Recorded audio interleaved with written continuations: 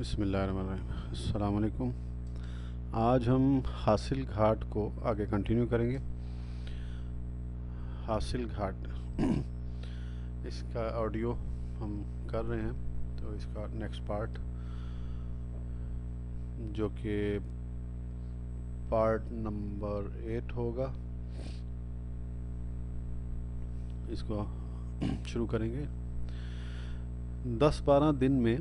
10-12 दिन मैं इसी कोशिश में रहा कि जहांगीर को KFC, मैकडोनल्ड, पिज़्ज़ा हट और चाइनीज़ खाना खिलाऊं।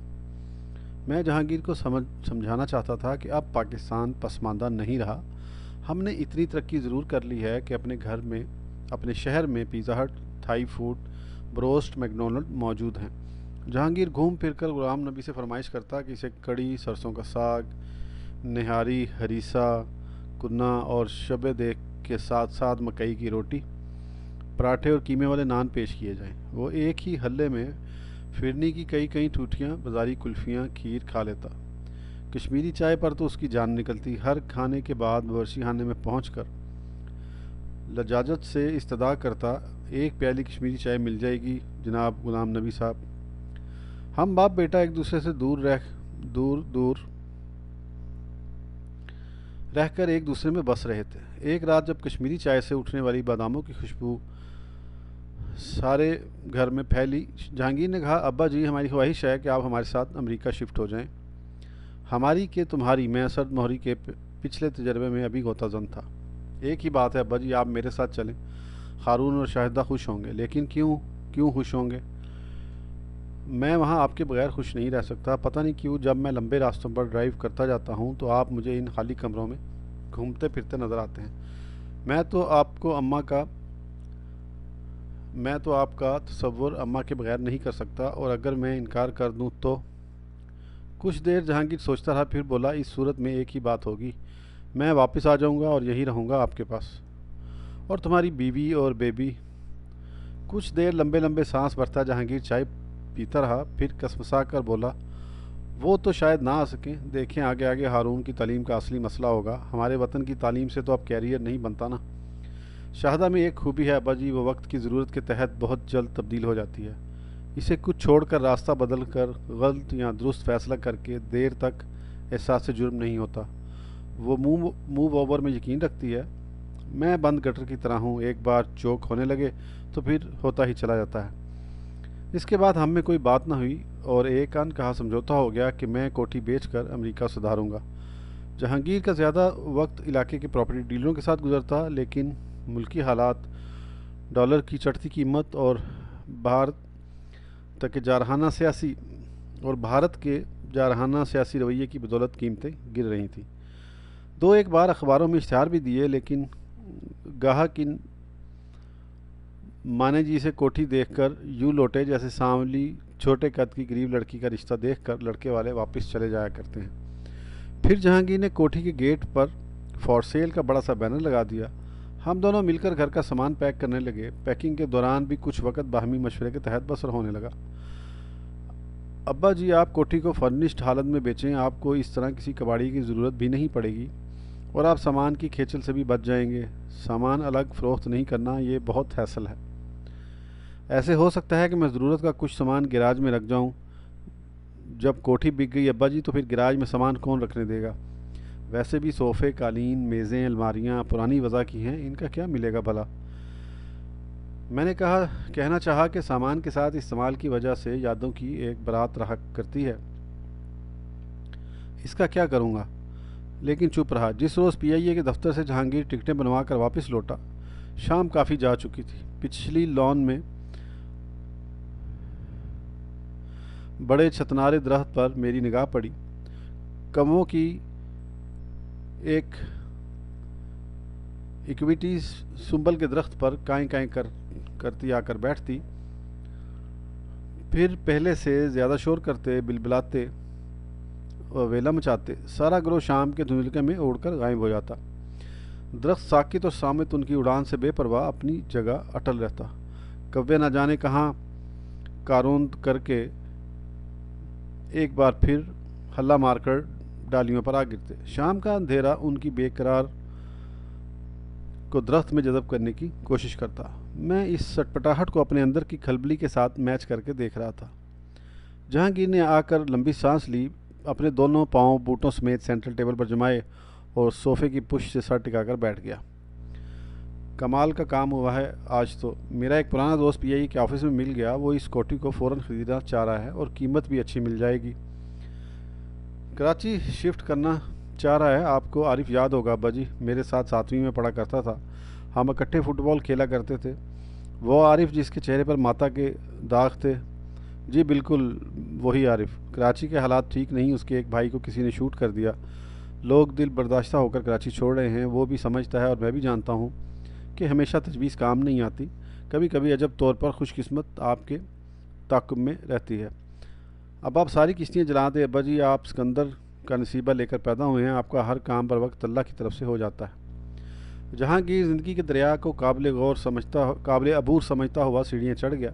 जब काफ़ी रात जा चुकी और नींद की गोली खाने के बावजूद मुझे नींद ना आई तो मैं जहांगीर के कमरे तक गया। हल्की सी दस्तक दी। अंदर से कम इन प्लीज़ की आवाज़ सुनकर मैं अंदर दाखिल हो गया। जहांगीर पलंग पर लेटा था, उसकी आंखों में नींद थी। आइए आइए, इसने उठने की कोशिश की। लेटे रहो लेटे रहो। मैं कुछ देर सरासीमा सोफे पर बैठा रहा, फिर लंबी खामोशी को तोड़कर बोला, बात यह है कि मैं तुम्हारे साथ नहीं जा सकता बेटा। लेकिन क्यों क्यों अब्बा जी? तुम्हारी माँ जिंदा होती तो ज़रूर चली जाती बेटा, लेकिन मैं नहीं जा सकता। जहांगीर के चेहरे पर परेशानी आ गई। लेकिन बात यह है कि नरवान हासिल करने के लिए तुम्हें अकेले ही निकलना होगा। मैंने जहाँ तक मुमकिन था तुम्हें राहत में पाला, कोशिश की कि तुम्हें कोई गम, कोई महरूमी, कोई तकलीफ़ ना हो। लेकिन मैं आपको यहाँ छोड़कर वहाँ कैसे खुशी की ज़िंदगी बसर कर सकता हूँ? मैं इतना स्ट्रेस कैसे बर्दाश्त करूँगा अब्बा जी? मैं समझ गया हूँ हर इंसान के लिए गर्म सर्द कठालियों में से गुजरना ज़रूरी है। मैं तुमको सिर्फ राहत का सबक देना चाहता था, लेकिन गम भी तो इंसान का उस्ताद मुकर्रम है। हमारी रूह दुख के बगैर बालिदा नहीं हो सकती, ऊपर उठ नहीं सकती। तुम तो मॉडर्न आदमी हो, जानते हो जब तक रॉकेट के नीचे दहकती आग नहीं जलती तब तक उसका खलाई सफ़र शुरू नहीं होता। घबराओ नहीं, वापस लौट जाओ। निर्वाण हासिल करने के लिए कपिल वस्तु छोड़ना पड़ता है शाकिया मनी। हिजरत बुनियादी असूल है आगाही के लिए। वहाँ तुम्हें अपना रास्ता मिल जाएगा। जब तक तुम मुझसे फारिग न हुए कदावर दरख्त नहीं बन सकोगे। हमारे लिए फ़िराक ज़रूरी है, लेकिन इतनी तकलीफ़, इस कदर सोच का वज़न मैं कैसे बर्दाश्त करूँगा? और फिर आप यहाँ अकेले क्या करेंगे? अकेले जब फितरत अकेला कर दे तो घबराना नहीं चाहिए जहांगीर। यहाँ इन कमरों में तन्हाई की ज़िंदगी बसर करता मैं भी अपने रास्ते को तलाश करने में कामयाब हो गया हूँ। अब मुझे इल्म हो गया है कि मर्द और औरत का इस्लाम अपने जौहर में एक दूसरे से मुख्तलिफ है। औरत परवरिश के लिए बनी है और मर्द कफ़ालत के लिए पैदा किया गया है। परवरिश की हमेशा ज़रूरत रहती है, लेकिन जब बेटा अपनी कफ़ालत के काबिल हो जाता है तो बाप की ज़रूरत नहीं रहती। फिर बाप को बेटे से दस्तकुश हो जाना चाहिए। ये गलत है, झूठ है। मैं आपसे कभी भी दस्तकुश नहीं हो सकता। गौर से सुनो बेटा, तुम तफक्कर करो तो जान जाओगे। हज़रत इब्राहीम अलैहिस्सलाम जद्दुल अंबिया का मसलक और है और बीबी हाजरा किसी और रास्ते की मुसाफिर हैं। हज़रत इब्राहीम अलैहिस्सलाम का बुत निकाल कर फेंक दे, उसे सीधे रास्ते पर चलने वाले पैगंबर, बेटे, घोड़े, मवेशी, बाग, खेतियाँ, औरतें सब रास्ते का रोड़ा हैं। नबी के लिए उनकी रग़बत ठीक नहीं। जब मकान खाली हुआ तो मकीन खुद बहुत आ जाएगा। हज़रत इब्राहीम अलैहिस्सलाम बेटे की कुर्बानी पर रज़ामंद हो गए, लेकिन औरत के लिए और हुक्म आया था। बीबी हाजरा परवरिश की ज़ामिन थी। वो सफ़ा मरवा की पहाड़ियों पर दौड़ती रहीं, इल्तिजाएँ करती रहीं, रोती गिड़गिड़ाती रहीं, हत्ता के दूध के उबाल की तरह चश्मा निकला तो बीबी हाजरा ने खौफज़दा होकर कहा, ज़मज़म रुक रुक। परवरिश की जिम्मेदारी में सरगर्दा वो भागती रहीं और आज कोई औरत सफ़ा मरवा के मुकाम पर नहीं भागती। बीबी हाजरा ने सब औरतों के हिस्से की सही कर ली। इनकी दुआओं के तुफ़ैल कुल आलम इस्लाम आब ज़मज़म की ज़मज़मियाँ भर लाते हैं, ख़ुद भी उस पानी से पाक होते हैं और दूसरों का मैल भी काटते हैं। औरत मरते दम तक बच्चे के लिए सरगर्दा रहे। ऐन सादत, बाप बेटे में ज़म हो जाए, हुक्म अदूली। आपकी बात मैं नहीं सुनता अब्बा जी। मैं एक लम्हा, एक दिन आपके बगैर नहीं काटूंगा। तुम्हें वहाँ कोई तकलीफ़ है? जी नहीं, जहांगीर बोला। मैंने अपनी दाढ़ी में उंगलियां फेरते हुए कहा, भाई मेरे, फिर बात तो सुन लो। आनवल तो माँ भी काट देती है, मैं तो फिर सिर्फ बाप हूँ। आप जो मर्ज़ी कहें, आपको मेरे साथ चलना पड़ेगा। मैं आपको छोड़कर नहीं जाऊंगा, नहीं जाऊंगा।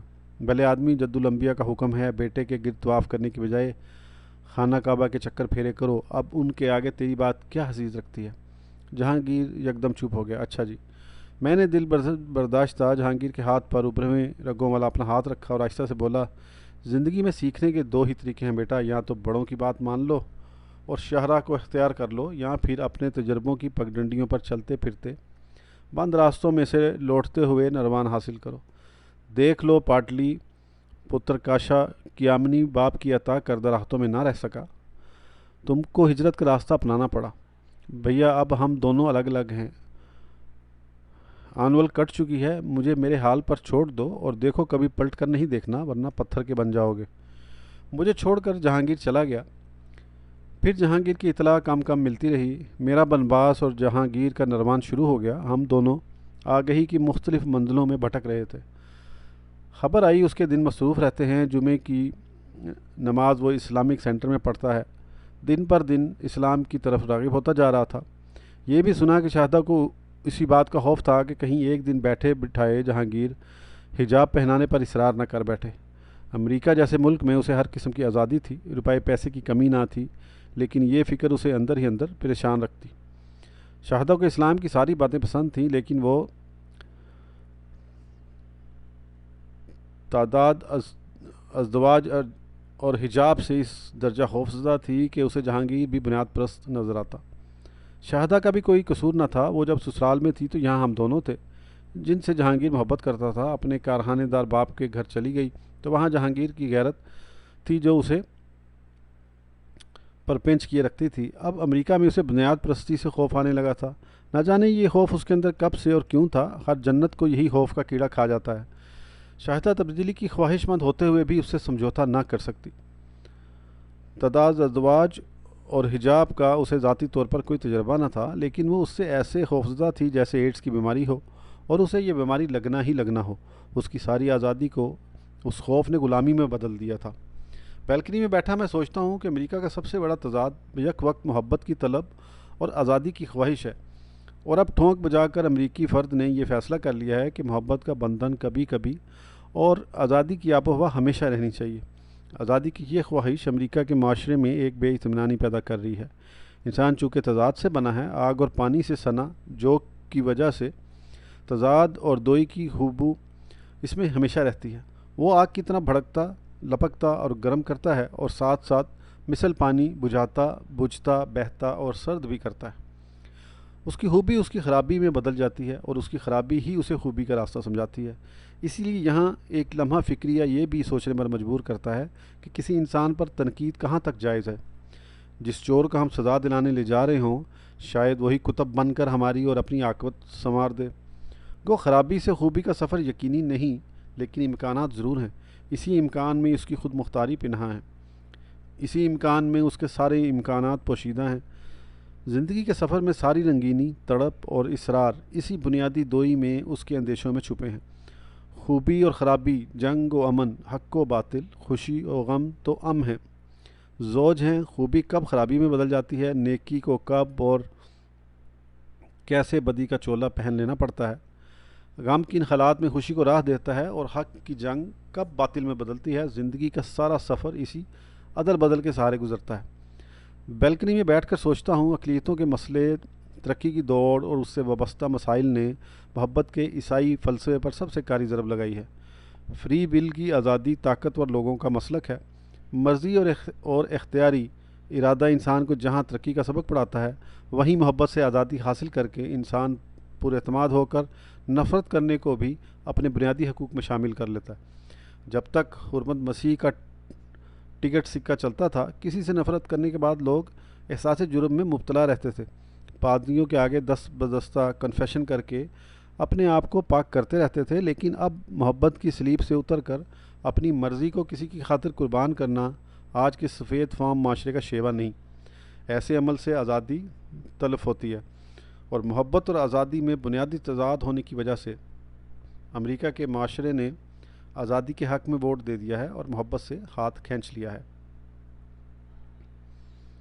आज़ादी अकेले आदमी का सफ़र है। रस्सी तुड़वा कर सरपट भागने का अमल है।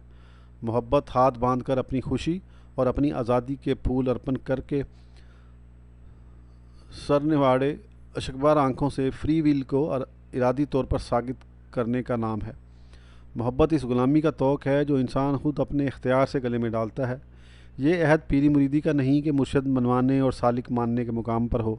ये ज़माना शादी का भी नहीं कि शादी में भी कदम कदम पर अपनी मर्ज़ी को कुर्बान करना पड़ता है।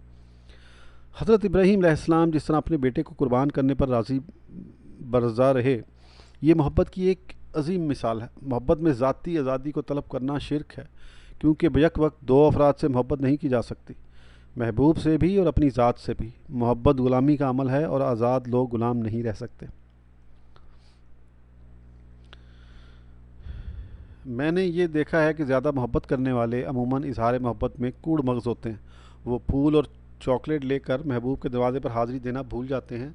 आम तौर पर वो दरबान से लेकर महबूब तक अपनी ज़ात का गुलदस्ता ही पेश करते रहते हैं। सटपटा जाना, चुप लगना, हाथ पाँव भूल जाना, बग़ैर जवाब पेश किए चुपचाप लौट जाना मोहब्बत करने वालों का वतीरा हुआ करता है। आज़ादी पसंद लोग पूजा करने, आरती उतारने, माला जपने से ना आशना होते हैं। आपने अमेरिका की पार्कों, बाज़ारों, एयरपोर्टों, बसों, होटलों में ऐसे जोड़े देखे होंगे जिनके हाथ एक दूसरे से अलहदा नहीं हो पाते, जिनके बदन बेलों की तरह एक दूसरे से लिपटे जाते हैं। इस मोहब्बत में ऐसे दर्जे का ऐलान है जिसकी तौफीक आज़ाद आशिक को कम कम मिलती है। यह मोहब्बत किसी आईने में अपनी सूरत देखते रहने की हवस है। आशिक महबूब के आईने में अपनी ही ज़ात पर मफ्तून रहता है। अमेरिका में जहाँ हर शय चमकाई, सुथराई, सजाई और आइडियल बनाई जाती है, जहाँ अपने प्रोडक्ट को बेहतर बनाने का जुनून है, यहाँ मोहब्बत ऐसे परफेक्शनिस्ट हाथों से बड़े अजाब झेलती है। यहाँ आज़ादी पसंद आशिक पहले महबूबा तलाश करता है, फिर उसे अब कभी हुरदबीन लगाकर, कभी दूरबीन की मदद से बगौर देखता है। मोहब्बत की अवलीन सरशारी में ही महबूब की सर्जरी शुरू हो जाती है। उसकी आदतें, किरदार, अकल, शक्ल, माजी की मुनासबतें, मशगलें, सब की धज्जियाँ उड़ाई जाती हैं। नफ़रत करने पर कादिर आज़ाद इंसान नुक्ता चीन बन जाता है। अब आशिक और महबूब दोनों सच की बेनियाम तलवार लेकर बाहर निकलते हैं, और जूँ ही आशिक की आंखों से इज़्ज़ो एहतराम की ऐनक उतरती है, उसे महबूब कुछ ऐसी 30 मारखा चीज़ नज़र नहीं आती। यहाँ से मोहब्बत का सफ़र खारदार झाड़ियों के दरमियान से गुजरता है। आज़ादी के तालिब इल्म के लिए ज़्यादातर जंजीर पर रहना मुश्किल नहीं रहता। फिर अपनी बगल से अपना ही बुत निकाल कर वो असर नौ उसकी पूजा शुरू कर देता है, और इसीलिए गैर की मोहब्बत का रहीन नहीं रहता। मगरबी माशरे का यही अलमिया है कि यहाँ महबूब का ना ठीक नहीं हुआ करता। थोड़ी देर के लिए तो आज़ाद आशिक चाकरी पर रज़ामंद रह सकता है, लेकिन मुश्किल तौर पर अमूमन अमरीकी फ़र्द का ये शार नहीं। मोहब्बत ना तो अपनी ज़ात की नुमाइश है, ना मनो तो की तफरीक है। अमेरिका के आज़ाद माशरे के लोग समझते हैं कि अगर आपको अपनी मुलाजमत पसंद नहीं तो फ़ौरन बदल लें। मौसम रास नहीं आता तो किसी ऐसी रियासत में बसेरा करें जहाँ मौसम आपकी तबीयत के मुताबिक हो। अगर बीवी नापसंद है तो माशरे के दबाव, बच्चों की खातिर उसे लटकाए ना फिरें। जब भी कोई मौसम, हालत, जगह, इंसान आपकी शख्सियत से टकराए, उसे फ़ौरन रास्ते से अलग कर दें और मोहब्बत का जुआ उतार कर आज़ादी का कंकुआ उड़ाएँ। मगरबी माशरे ने अर्बन इंसान के इस बुनियादी तज़ाद को भुला दिया है कि वो मजबूर भी है और बाख्तियार भी। मोहब्बत और आज़ादी के तज़ाद में अमूमन आज़ादी ही जीत जाया करती है। जहाँ तक एक पाँव उठाने का ताल्लुक़ है, हम बाख्तियार हैं, लेकिन दूसरा पाँव उठाने पर कादिर नहीं। आज़ादी हमेशा पाबंदी से मशरूत रहेगी। अगर इंसान तमाम पाबंदियाँ तोड़ कर सारी इक़्तिदार से मादर पितर आज़ादी हासिल करके ज़िंदा रहना चाहे, तो उसे या तो किसी पहाड़ की चोटी पर रहना पड़ेगा या जेल की कोठरी में। मैं भी आज़ादी की तलाश में अर्जुमंद के घर आया था। यहाँ पर ऐसी मोहब्बत हासिल होगी जिसका कई बरसों से मैं आदी न रहा था। यहाँ मुझे ना आज़ादी का एहसास हुआ, ना मोहब्बत का। डॉक्टर बिलाल का अपना दायरा कार है। अर्जुमंद अपनी मसरूफ़ियत में रहती है। कैसर और जमशेद के साथ पता नहीं क्यों मेरी अच्छी इक्वेशन न बन सकी। वो दोनों अपनी रूटीन के ताबे हैं। छोटे छोटे मेरे साथ वक्त गुजारने की बजाय अभी से कंप्यूटर के इर्द गिर्द रहते हैं। कार्टून देखते रहना उनकी हॉबी है। वो burger, chips, Coca Cola, juice, chocolate के रसियाँ हैं। जब जी चाहता है फ्रिज खोलकर कुछ ना कुछ निकालते और खाने लगते हैं। वो अपने मामलात में अभी से आज़ाद हैं। उन्हें ना किसी से इजाज़त लेने की ज़रूरत है, ना इन्फॉर्म करने की। इस तरह अर्जुमंद पर उनकी परवरिश का बोझ कम होता है। लातौल की बढ़ती थी तो ये भी उसकी ज़रूरत थी, क्योंकि ऐसे में उसे आज़ादी भी ज़्यादा मिलती। लेकिन मोहब्बत किए बगैर किसी दूसरे इंसान को ना कोई जान सकता है, ना जान दे सकता है। रेस्टोरानों, क्लबों में, तफरीही प्रोग्रामों में हमदर्दी पैदा हो सकती है, इन्फेचुएशन का रोग लग सकता है, मोहब्बत मुमकिन नहीं। सबसे ज़्यादा माँ बच्चे पर वक्त ज़ाया करती है, लेकिन ये वक्त ज़ाया होकर एक ऐसी नेमत में बदल जाता है जिसका कोई नेमुल बदल नहीं। मगरबी लोगों ने काम के हक़ में वोट देकर मशरक़ी लोगों की इस फलाह को खो दिया है जहाँ वक्त को ज़ाया करके ही मोहब्बत मिला करती है। स्पोर्ट सिस्टम बामायनी होता है, रिश्तेदारियाँ चलती हैं, पीरी मुरीदी का सिलसिला कायम होता है और ज़ाया वक्त सोने में बदल जाता है। इस एंटी मोहब्बत का माशरा कायम करने में अक़लियत ने बुनियादी काम किया है। सफ़ेद फाम वाज़े तौर पर एंटी मोहब्बत पर अमल करते हैं। चूँकि मगरबी लोग मोहब्बत को जुज़्व ईमान नहीं समझते, इसलिए उन्होंने एहसास जुर्म तले खैराती इदारे खोले हैं, वेलफेयर स्टेट बनाकर बेरोज़गार पसमानदा लोगों की मदद की है, बूढ़े लोगों के इदारे बनाए हैं जहाँ बुढ़े मौत के इंतज़ार में दुरुस्त दवाइयाँ, ताकत अफ़ज़ा विटामिन, खुराक, आराम, हत्ता कि तफरीह भी बाकायदगी से करते हैं। लेकिन उन बुड्ढों से मोहब्बत कोसों दूर रहती है। वो वॉलंटियर्स और वक्त बे वक्त आने वाले मेहमानों को इंतज़ार में खाली दिन खाली रातें बसर करते हैं। बेबी केयर डे सेंटर के पास बच्चा छोड़ा भी जा सकता है और पल भी जाता है, लेकिन ना उसे माँ का दूध मिलता है, ना माँ की मोहब्बत का शहद आगे रस उसकी रगों में दौड़ता है। अपने अपने कामों के बाद साथी पर काम की थकान, इज़्तिराब और डिप्रेशन निकालने का नाम शख्सी आज़ादी है। काम के बाद दोनों साथी खें खें करके एक दूसरे से मिलते हैं। कोई भी ताज़ा दम करने वाली मोहब्बत पर वक्त और तवज्जो हासिल करने के काबिल नहीं होता। घर पर भी कामों की ज़्यादती मुँह खोले दोनों को हड़प करने पर आमादा नज़र आती है। हो सकता है इस एंटी मोहब्बत का इल्ज़ाम हम सनती इनकलाब पर धरें और तरक्की की खातिर इन कुर्बानियों को दुरुस्त जानें जो आज का मॉडर्न तालीम याफ्ता आदमी दे रहा है। मुश्किल ये है कि जब मोहब्बत हासिल नहीं होती तो आदमी खाता है लेकिन शेर नहीं होता। मकान किस्तों पर हासिल कर लेता है लेकिन वक़्त की कमी के बायस मकीनों से बिछड़ जाता है। मोहब्बत की तलाश छोड़कर जिन्स का लुटेरा डांस में थिरकता है, लेकिन रूह प्यासी रहती है। बाज़ारों के तवाफ़ करके ज़िबाए शराइश नुमाइश की अशिया ख़रीदता रहता है, लेकिन इन अशिया की किस्तें गिनने के बाद उन्हें इंजॉय नहीं कर सकता, क्योंकि वक्त और मोहब्बत की किल्लत उसे ना तो किसी चीज़ से, ना ही किसी इंसान से रब्ता कायम करने देती है और ना ही इस कमी के मुतल्लिक़ सोचने की मोहलत फ़राहम करती है। एंटी मोहब्बत माशरा कायम करने में अक़लियतों से नफ़रत ने बड़ा अहम काम किया है। काले ब्राउन चपटी नाक वालों से चूँकि मोहब्बत नहीं की जा सकती, इसलिए इनको आज़ादी देकर और ख़ुद इनसे गुलू खलासी करने के लिए आज़ादी हासिल करना ज़रूरी है। मशरिक़ माशरे में अभी लोग मोहब्बत के प्यासे हैं और प्रेम जल के बगैर उनकी प्यास नहीं बुझती। रिश्ते नाते अभी जज्बों में गूंदे हैं या वक्त को सोना बनाते हैं। हम बिछड़े लोगों की यादों को मुख्तलिफ मौसमों में असर व तलाश करने में वक्त ज़ाया करते हैं। नगमा, चांदनी और चेहरा अभी बेरब्त नहीं हुए। मगरिब और मशरिक़ इसीलिए कभी मिल नहीं सके कि हमारी सोच मुख्तलिफ है। अमेरिका ख़ास तौर पर और सफ़ेद फाम मगरबी माशरा आम तौर पर मोहब्बत से बिछड़ चुका है। सफ़ेद फाम लोगों ने जान लिया है कि मोहब्बत का सफ़र दरअसल सहराई लोगों को रास आ सकता है, इसीलिए उन्होंने फ़र्द के लिए आज़ादी का दरीचा खोल कर उसे तन्हाइयों में तन्हा उड़ने की दावत दी है, बल्कि उसे तन्हाई पर उकसाया और तरगीब दिलाई है। ऐसे माशरे में इंसान राज़ी बराज़ा नहीं रह सकता, ना मिजाज यार के ताबे रह कर ज़िंदगी बसर कर सकता है। मशरिक़ के सफ़र में नफ्स को साकित करके नरवान तक पहुँचा जा सकता है। मगरिब में शख्स के माथे पर तिलक लगाकर, गले में हार, मुंह में ग्लोरी दबाकर ख़वास खमसा की गाड़ी में बैठ कर लज़्ज़त का सफ़र किया जाता है। मोहब्बत का सफ़र मोहब्बत की खातिर हो या अल्लाह के लिए इख्तियार किया जाए तो उसमें आंसू, सब्र और इसार ही इसार का मौसम रहता है। यहाँ शायद खुशी नहीं मिलती, लेकिन शांति और कनात ज़रूर हम रकाब रहती हैं। हदूद से निकलने की आरज़ू नहीं रहती। मोहब्बत की सरशारी में इंसान हाकिम नहीं महकूम बनता है। दूसरों पर ज़रबकारी लगाना और उनसे आगे निकल जाना ममनू ठहरता है। आज़ादी की अबाबिल दूसरों से आगे उड़ने का अपना तुरा इम्तियाज़ बनाती है। मुसाबकत की फ़िज़ा उसे रास आती है। आज़ादी का मंतकी तकाज़ा है कि वो किसी ईमान, चाहत या फ़ेल की नफ़ी करते हुए एहसास जुर्म में मुब्तला ना हो। जहाँ मोहब्बत ज़ात की नफ़ी में लगी रहती है, वहाँ आज़ादी का मरकज़ी स्पाइंडल ही शख्सन या सेल्फ है। उसी के गिर्द ज़िंदगी के सारे मुहर्रकात चक्कर लगाते हैं। जिस गज़बू का मैं बार बार आपसे ज़िक्र करता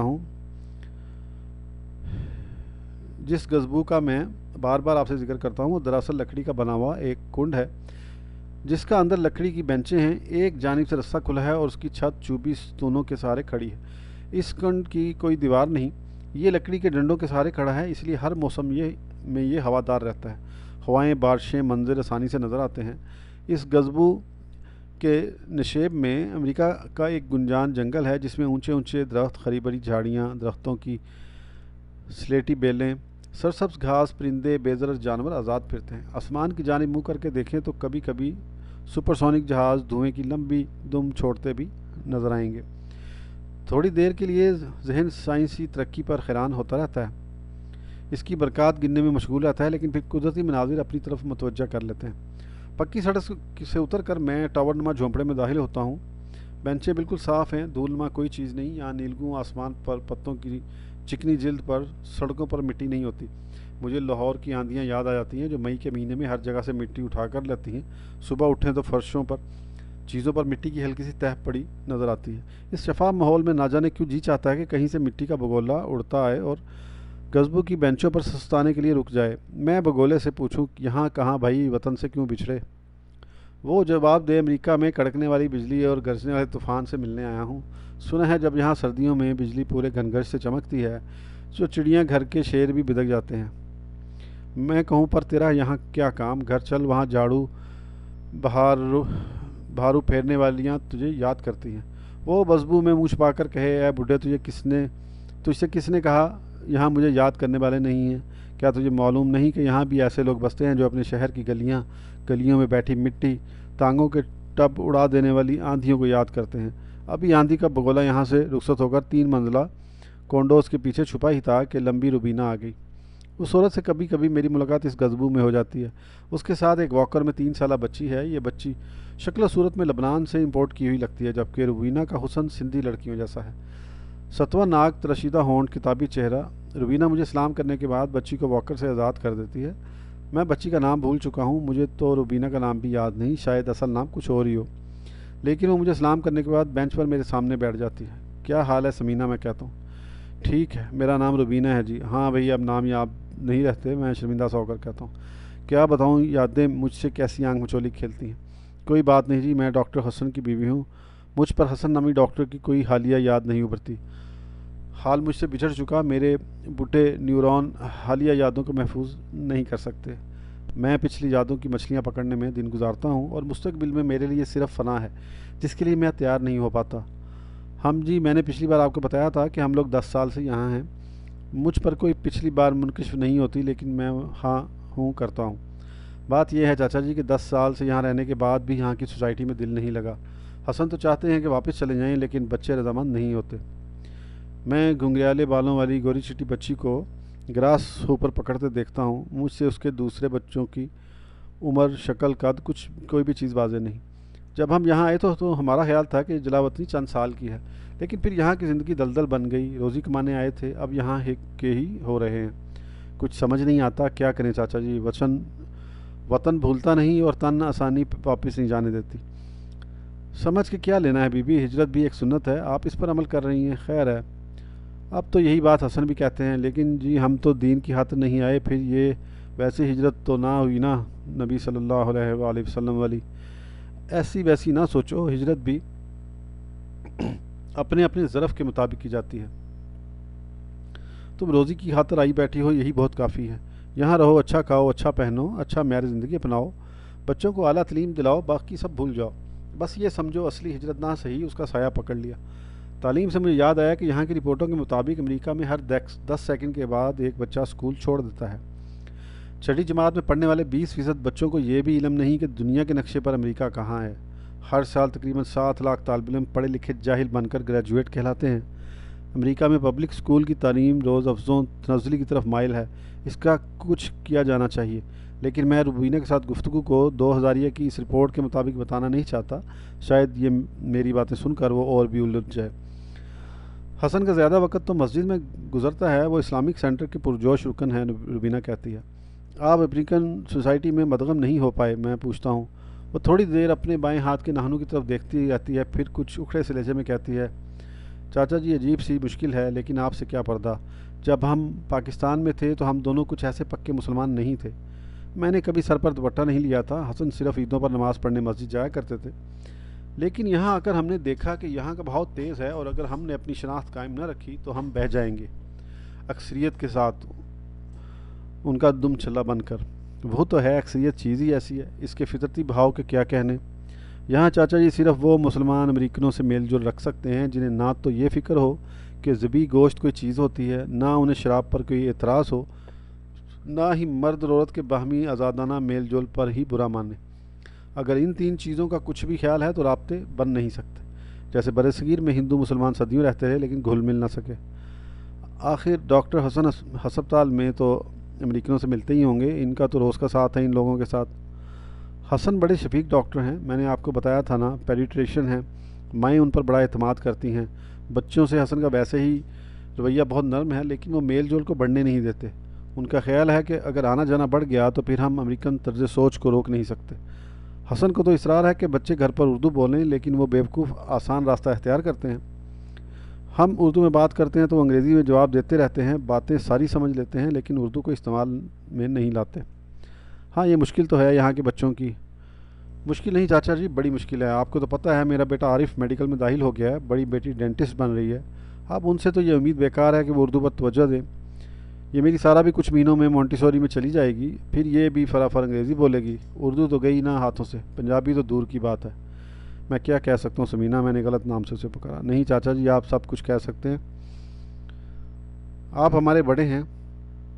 लेकिन मुश्किल यह है कि आजकल छोटों का ज़माना है। आपकी बात मान कर भी हम वही कुछ करेंगे जो छोटे कहते हैं। इस दौर में बड़ों की मान कर बड़े पथरीले रास्ते पर चलना पड़ता है। आप वापस नहीं जा सकते। 3 साल पहले गए थे जी। हसन ने वहाँ सेटल होने की कोशिश भी की थी, पर वहाँ के लोगों ने हमें अपनाया नहीं। कुछ रास्ते बदल गए। चाचा जी, हम लोग इस बात पर क्लियर नहीं हैं कि हमें दरअसल क्या चाहिए, मगरिब या मशरिक, दीन या दुनिया, तरक्की या फलाह। जब हमने पाकिस्तान बनाया तो कायद-ए-आज़म पर तो ये बात वाज़ेह थी कि हम अलग मुल्क में क्यों रहेंगे, लेकिन हम पर अभी तक ये बात नहीं खुली कि हम क्या चाहते हैं। क्या हमें दुनिया दरकार है कि आखिरत? पता नहीं हम इस कदर मुस्तरिब क्यों हैं। हमारे बड़ों ने हमें बताया नहीं। मैंने भी कुछ कभी सोचा नहीं बेटी। जो आदमी किसी फ़ैसले पर पहुंच जाता है वो मस्तूब नहीं रहता। जो सोच कर बार बार उसे दोहराता है वो उलझनों को दावत दिए जाता है। हम सारी अकलीतें जो अमेरिका में रहती हैं बार बार फ़ैसलों पर नज़रसानी करती हैं, इसलिए हमारे मसाइल ख़त्म नहीं होते। नज़रसानी का सिलसिला जारी रहता है। इस वक्त उतराई की जानिब से खूबसूरत सा सफ़ेद खरगोश झाड़ियों से निकला और चुप गड़ुप इधर उधर देखने लगा। नन्ही सारा ने यकदम माँ का हाथ पकड़कर उसे खरगोश की तरफ घसीटना शुरू कर दिया। ये अकलियत भी अजीब चीज़ होती है चाचा जी। ठहर जा, ठहर सारा, घसीटना, मैं चलती हूँ बाबा, चलती हूँ। अपने ही बच्चे के इसरार पर रुबीना खिंच गई।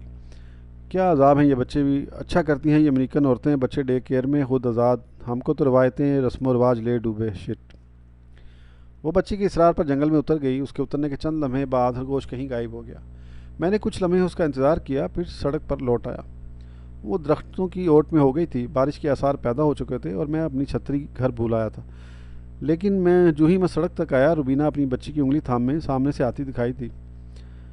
बारिश से पहले हवा ज़रा तेज़ रफ्तारी से चल रही थी। रुबीना ने हवा में हाथ लहराकर मुझे अल्लाह हाफिज़ कहा, लेकिन मैं रुक गया। मैं पहली बार नीचे गई थी चाचा जी, मुझे तो बड़ा खौफ आया। वो करीब आकर बोली, तुम मुझे कह देती, मैं तुम्हारे साथ चला चलता। हम दोनों एक बार फिर गेज़बू की तरफ चलने लगे, जहाँ छोटी सारा की पुश चेयर पड़ी थी। चाचा जी, परदेश में खौफ क्यों आया है? मैंने दिमाग पर जोर देकर सोचा, भला परदेश में क्यों खौफ आता है? क्या अपने वतन में खौफ भी हिफाजत में लिपटा होता है? नई चीज़, जगह, वाक़या इसलिए खौफ का बायस होता है कि इंसान जिस चीज़ को नहीं जानता, जिससे उसकी वाकफियत नहीं होती, वो खौफ का बायस बनती है। कई बार बहुत वाकफियत के बावजूद खौफ कम नहीं होता। चाचा जी, सारा बकेड़ा अक़लियत होने का है। हम जानते हैं कि अगर कहीं गलती से शुबे में नावाकिफ़ के बायस हम फंस गए तो फिर हमने बचना नहीं। हसन तो बिल्कुल अपने दादा की तरह होते जा रहे हैं चाचा जी। अब तो उन्होंने दाढ़ी भी रख ली है। मैं उनसे बार बार कहती हूँ, भाई अगर यहाँ रहना है तो रेगुलर होना पड़ेगा। ऐसे दाढ़ी वाड़ी रखनी है तो घर चलें। क्यों चाचा जी, मैं ठीक कहती हूँ ना? दाढ़ी वाले आदमी से लोग ऐसे ही बिदक जाते हैं। भाई ठीक ही कहती हो, बुनियाद परस्ती अब इल्ज़ाम हो गया है, पहले ये खूबी थी। चाचा जी, एक बात मैं समझ चुकी हूँ, लेकिन डर लगता है कहते हुए। क्यों डर लगता है? लोग कहीं मुझे मार न डालें, ऐसी भी क्या बात है? वो चाचा जी, खुद मुसलमान अब चाहते हैं कि इस्लाम में कुछ ऐसी तब्दीलियाँ आ जाएं जिनकी वजह से हम दूसरी कौमों के साथ आसानी से रह सकें। आज का मॉडर्न तालीम याफ्ता मर्द इस्लामिक सारे रुकन मानता है, लेकिन जहाद के मुतल्लिक शुबहात में गिरफ़्तार है। जो जहाद बिन नफ्स को तो फिर भी मान लेगा, लेकिन दूसरा जहाद तलवार वाला, उसके लिए वो ईमान कहाँ से लाए? वो चाहता है कि ये सेफ़ वाला जहाद किसी तरह लिबरल पाबंदियों से धुल जाए। जब दुनिया में यूएनओ है, हेग में इंटरनेशनल झगड़े निपटाए जा सकते हैं, हर मुल्क में अपना कानून भी है, तो फिर जहाद कैसा और क्यों? तुम ठीक कहती हो समीना, उसने अपना नाम दुरुस्त न कराया और बोलती गई। ऐसे ही चाचा जी, औरत के लिए हिजाब बड़ी जहमत बना हुआ है। वो इस्लाम की सारी बातें मान सकती है लेकिन पर्दा नहीं कर सकती। कभी वो कहती है पर्दा आंख का होता है, कभी नारा लगाती है कि पर्दा दिल में करना चाहिए। पर्दे को तो मैं भी नहीं मानती चाचा जी, यहाँ आकर कोई बेवकूफ़ी हिजाब लेगा, है ना? हाँ, आज के अहद में जिहाद और पर्दा मुश्किलात तो पैदा करते हैं चाचा जी। अगर अपने मुल्क में हों तो फिर तो और बात है, यहाँ अक़लियत बनकर ऐसी बातों का जवाब देना मुश्किल है। चाचा जी, चाचा जी, अक़लियत हमेशा के टहरे में खड़ी होकर क्यों ज़िंदगी बसर करती है? उसके हाथ पल्ले कुछ नहीं होता। वो कब तक एहसास कमतरी में मुब्तला अपने होने का जवाब पेश करती रहे, कब तक? मैंने उसका कोई जवाब ना दिया, क्योंकि मेरे पास उसे देने के लिए कोई जवाब था ही नहीं। हम दोनों चुपचाप चलने लगे। आप मुझे एक ब्लॉक पीछे तक छोड़ आएंगे चाचा जी? बारिश से पहले जो हवा चलती है, मुझे उससे बड़ा डर लगता है। ज़रूर।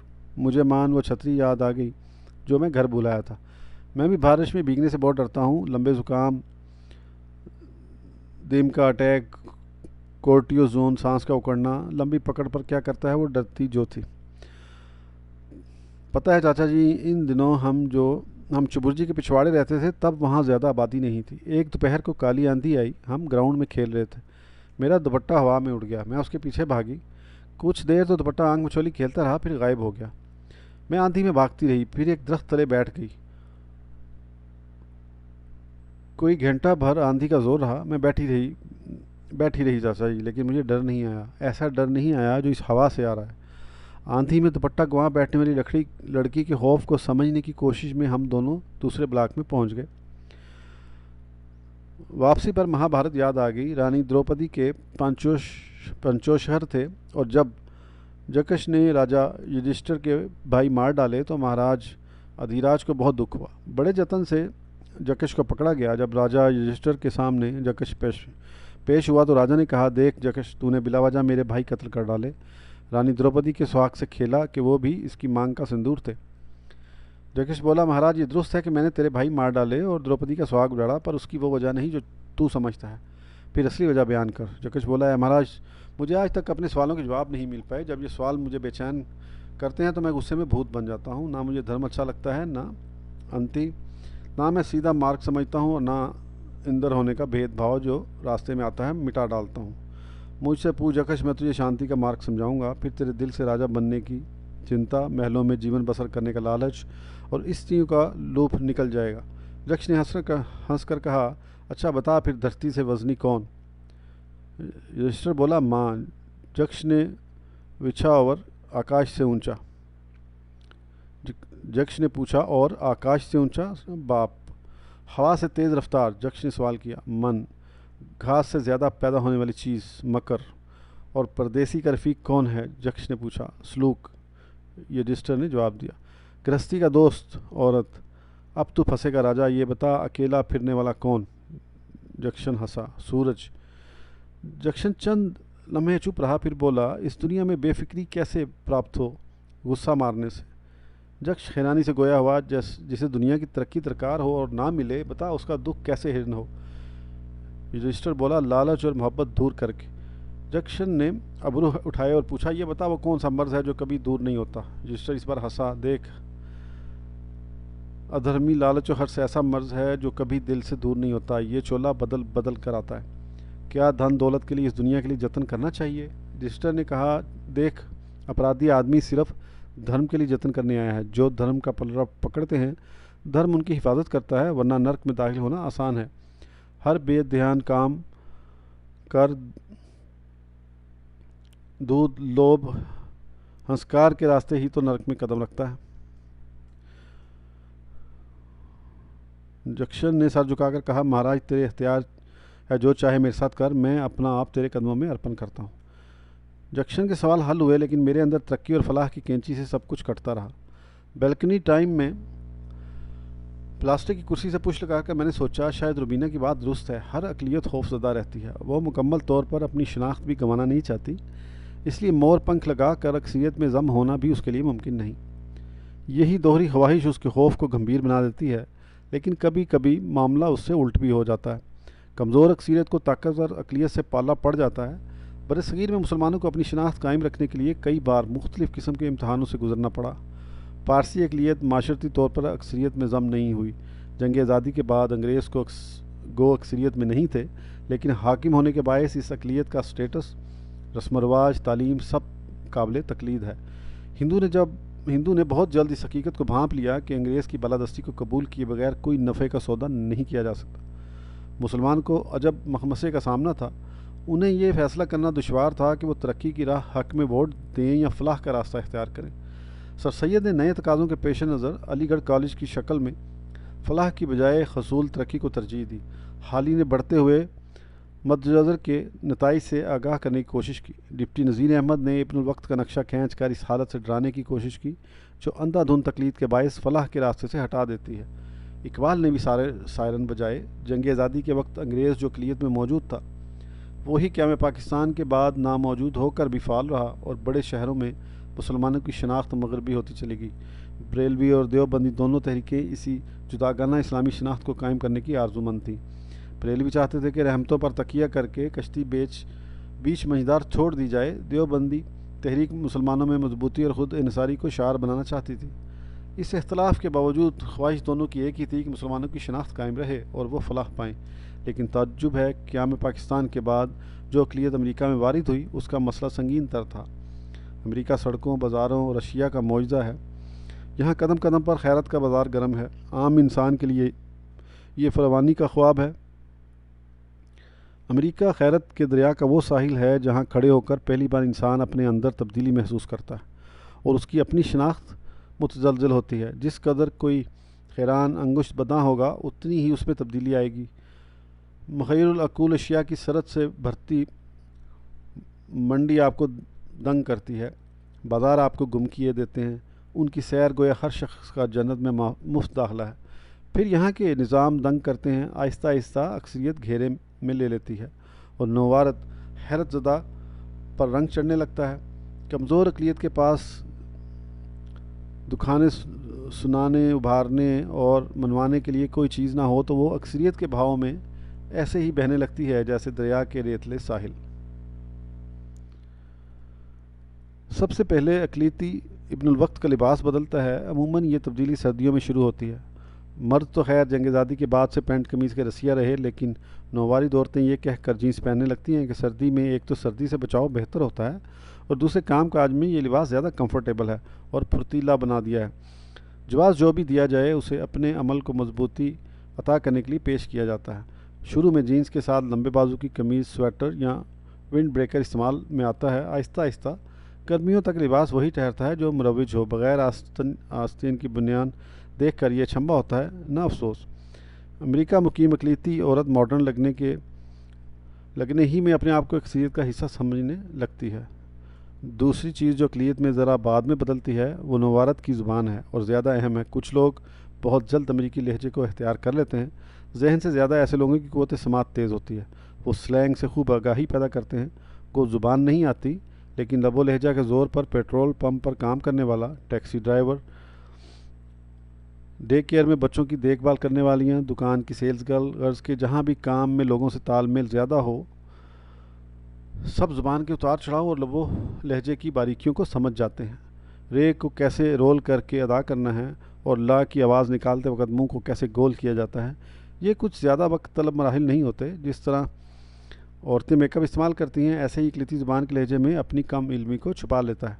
दूसरे ममालिक से आए हुए तारकीन की मुश्किलात देख कर अमेरिकन स्कूलों में अब ABC पर ज़ोर नहीं दिया जाता बल्कि आवाज़ों की शनाख्त से ख़ुरूज सिखाए जाते हैं। इस तरह बोल चाल जो जल्द दुरुस्त होती है लेकिन ज़ुबान के नमूज़ हमेशा वक्त तलब हुआ करते हैं और लसानी महारत एक मुद्दत के बाद हासिल होती है। इसीलिए अक़लियत में ज़ुबान दान कम पैदा होते हैं। आज के लिए इतना, फिर इंशाल्लाह आगे कंटिन्यू करेंगे। उस वक़्त तक के लिए इजाज़त दीजिए। अल्लाह हाफ़िज़।